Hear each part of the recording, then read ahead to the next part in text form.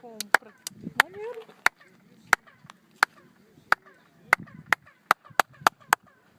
Agora, AC daqui para mostrar que eu... faz daqui para mostrar que o barulho já não é o mesmo. Tô falando com ele mesmo. Não, ainda tá Lá é perto. mais pra lá. No, pero es que él no lo puede escuchar, tú sí, porque estás aquí.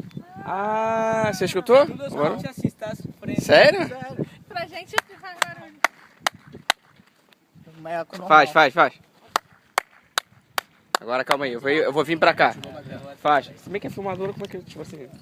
Eu não sei se ia estar ouvindo. É. Gravando som, pô. Que de legal, Cara. Gente, é protetor, por favor. Vai.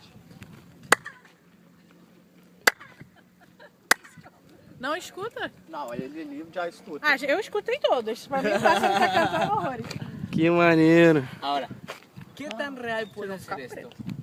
No existe un códice maya, un escrito por ellos, que pueda confirmar que ellos hayan diseñado esto a propósito. Pero National Geographic es de los que creen que los mayas aplicaron los conocimientos de acústica en estos templos, ¿no? Vamos a ver otro fenómeno acústico.